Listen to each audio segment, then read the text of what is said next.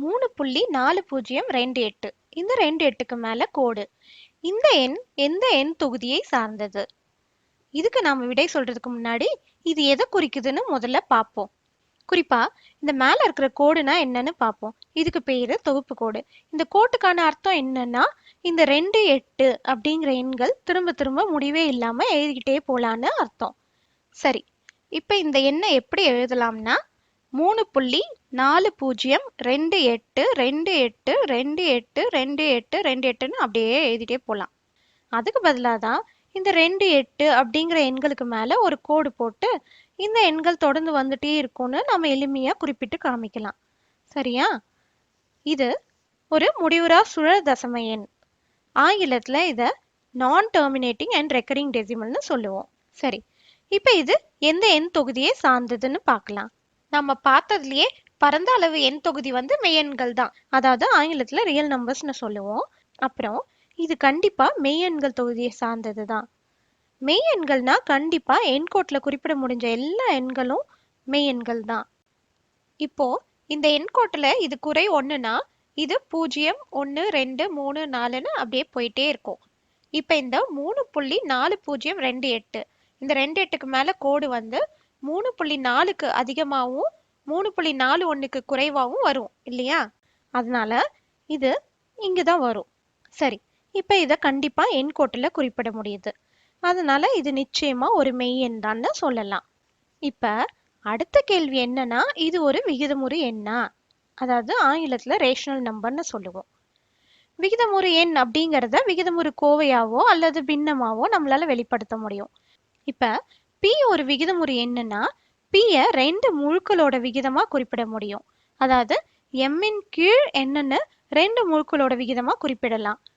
இப்ப இங்க m வந்து ஒரு முழு, n வந்து ஒரு பூஜ்ஜியமற்ற முழு. இப்ப கேள்வி என்னன்னா, இத 2 முழுக்களோட விகிதமா அல்லது பின்னமா குறிப்பிட முடியுமா? ஆமா, இத நாம ஒரு பின்னமா குறிப்பிடலாம். எப்படின்னா, முதல்ல இந்த எண்ணை xக்கு சமமா வச்சுக்கலாம். அதாவது xக்கு சமம் வந்து இந்த 3.4028 இந்த 2 எட்டுக்கு மேல கோடு. சரி, இப்போ 10,000xனா என்னன்னு பார்ப்போம். ஏன் 10,000x எடுத்திருக்கோம்னா, இந்த தசம புள்ளிய வலதுபுறம் நகர்த்ததுக்காக. ஒவ்வொரு முறையும் 10ன் அடுக்கால பெருக்கும் போது இந்த தசம புள்ளி ஒரு இலக்கம் வலதுபுறம் நகர்ந்துட்டே போகும். இப்ப 10,000ங்கிறது 10ன் 4 அடுக்குக்கு சமம். அதனால இந்த தசம புள்ளிய 4 இலக்கங்கள் நகர்த்தணும். 1 2 3 4. அதனால இப்ப இது 34,028ன்னு ஆயிடும். ஆனா இந்த 2 8 மட்டும் தொடர்ந்து வந்துட்டே இருக்கும். இப்ப இந்த தசம புள்ளி 4 இலக்கங்கள் நகர்ந்து போயிடுச்சு. சரியா? சரி, இப்ப இது 3 கிட்ட இருக்குது. இத 10,000தால பெருக்கினதும் கிட்டத்தட்ட 35,000 கிட்ட கிடைச்சிருக்கு. இதுதான் 10,000xக்கு சமம். சரி, இப்ப 100x என்னன்னு பார்ப்போம். நாம இதை எதுக்காக பண்றோம்னா, நமக்கு 2 எண்கள் xோட பெருக்கு தொகையா வேணும். அப்பதான் அதை கழிச்சோம்னா நமக்கு இந்த தொடர்பகுதி வந்து நீங்கிடும். அதுக்கப்புறம் நாம இதை சாதாரண எண்கள் போல உபயோகிச்சுக்கலாம். சரி, ஞாபகம் இருக்கா? இந்த தசம புள்ளி முதல்ல இங்கதான் இருந்துச்சு. இப்ப 100xனா இந்த தசம புள்ளி 2 இலக்கங்கள் நகர்ந்து போயிடும். அதனால 100x வந்து 340.28 மேல கோடு. சரி, இப்ப இந்த கோடு வந்து இந்த 2 எட்டுக்கு மேலேயே போட்டிருக்கலாம் இல்லையா? ஆனா அது அர்த்தம் உள்ளதா இருக்காது. இது தசம புள்ளிக்கு அப்புறம் தான் வரணும்.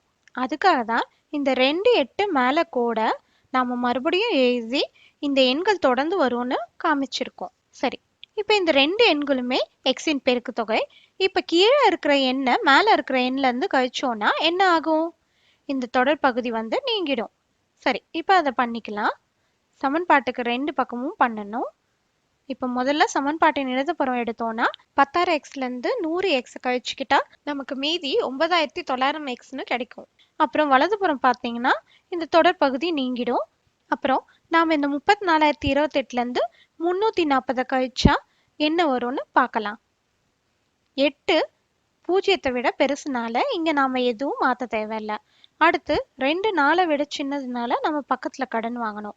ஆனா இங்க 0 இருக்கிறதுனால கடன் வாங்க முடியாது இல்லையா? அப்புறம் 0 வந்து 3 விட சின்னதுனால இங்கேயும் கடன் வாங்கணும். சரி, முதல்ல 4 கிட்ட இருந்து கடன் வாங்கினா இது 3 மாறிடும். அப்புறம் இது 10ஆ மாறிடும். அப்புறம் நம்ம 10 கிட்ட இருந்து கடன் வாங்கிக்கலாம். இப்போ இது 9 ஆயிடும்.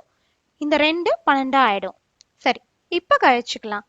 8 கழித்தல் 0 8, 12 கழித்தல் 4 8, 9 கழித்தல் 3 6, இங்க 3, இங்கேயும் 3.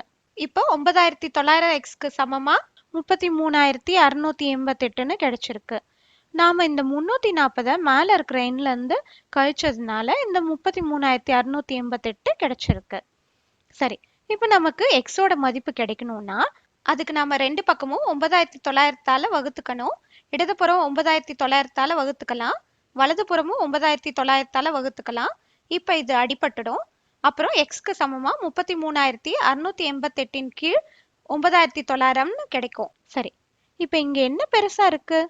அதாவது கணக்க நாம ஆரம்பிக்கும் போது எக்ஸ் வந்து இந்த எண்ணா இருந்துச்சு, அதாவது இந்த முடிவுறா சுழல் தசம எண்ணா இருந்துச்சு.